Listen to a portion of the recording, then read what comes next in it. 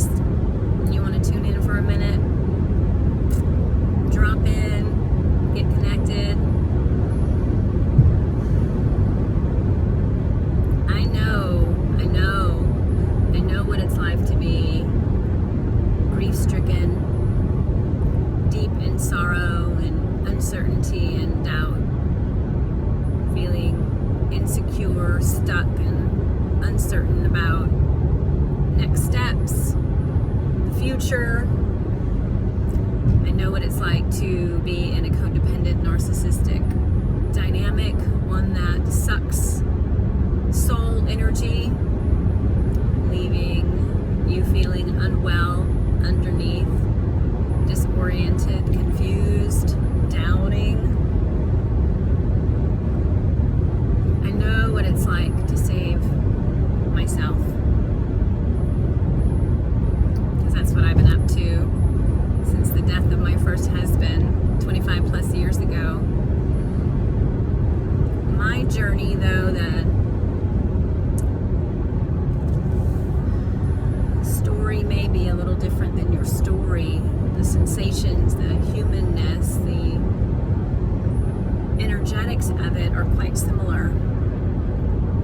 Loss and separation and growth and fear,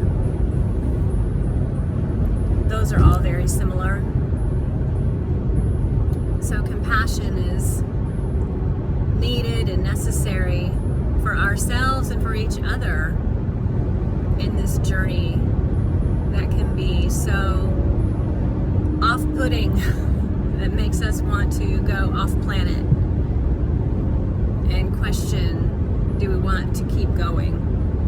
Do we want to stay alive? Do we want to be alive? It's not abnormal to think about leaving. And I want to normalize that now more than ever with what we are seeing and what the collective is going through. Now more than ever, we need to be bringing these topics to light. These deep, dark, shadowy, challenging topics. And I am a fan of that.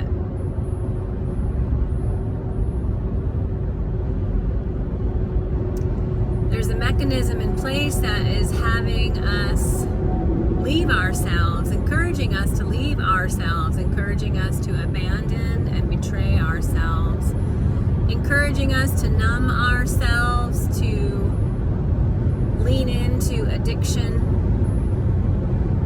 And so it's taking a bit more gumption, more willingness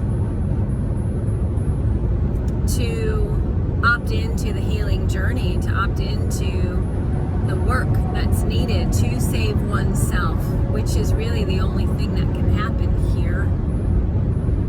We have no dominion outside of ourselves, none whatsoever outside of yourself.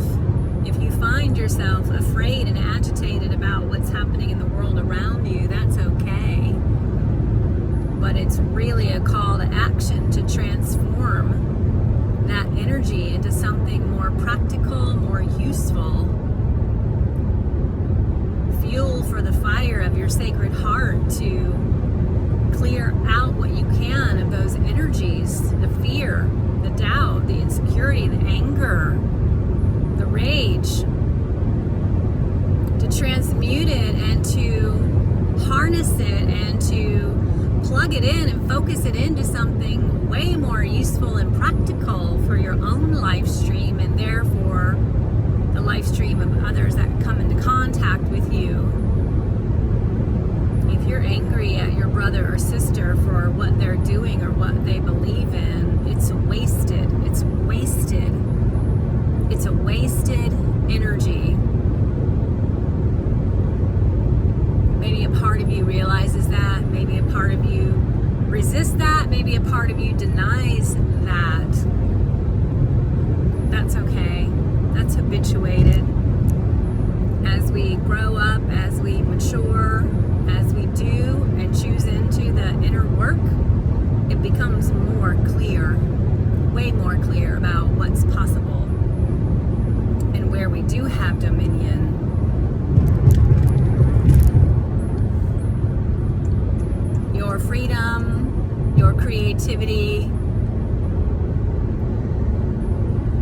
there. It may be buried. It may be numbed out. It may be repressed.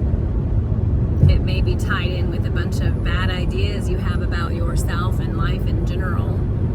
And my love, you got all the keys to your own freedom. You're holding them. You're holding them. I will continue to facilitate and host breath work because after 25 years on this path, on this journey, it has been the most profound and transformational tool that I have utilized, transforming every aspect of my life. How I work, where I live, how I take care of myself and the people that I love. It's clean. It's hard. I wouldn't trade it. When I started doing breath work, I had no idea it would mean I would leave a toxic marriage. I had no idea it would mean that I would put myself into the woods for deep healing up in Northern California. I had no idea that journey would continue to where it is right now as I'm beaming at you on Highway 40 West into a 3-month vagabond adventure, listening as I go to what Spirit would have me do and be and say. I have never been more open, never felt more free, never felt more supported, connected as I see a falcon on the road as I have at this particular time in my life. And I can attribute that to my willingness to lay down and breathe and to feel and to integrate, to be with my darkness, my demons, my shadows, my doubts, to take full responsibility for all of that energy and to feel my way through it. That suffering, that terror, that pain. The invitation is real. It's simply that not too many of you are ready yet or willing yet to face yourselves, the truth of yourself, which is all of that messy, gnarly stuff that you would rather pretend is not part of you.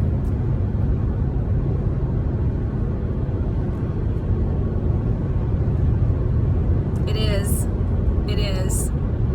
And using your breath will help you understand the spaciousness and that it's okay to be all of that.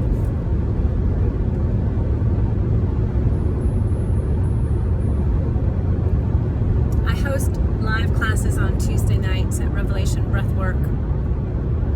I host one-on-one sessions. I counsel and mentor one-on-one. And I do it for people who are ready. And when we do it together, it magnifies the creative possibilities and the magic for you, what's ripe for you. And I know how hard it is. I know how scary it is. I know how vulnerable and raw and real it is. And I know that you're worth it. And when you are ready, I will be here. I love you.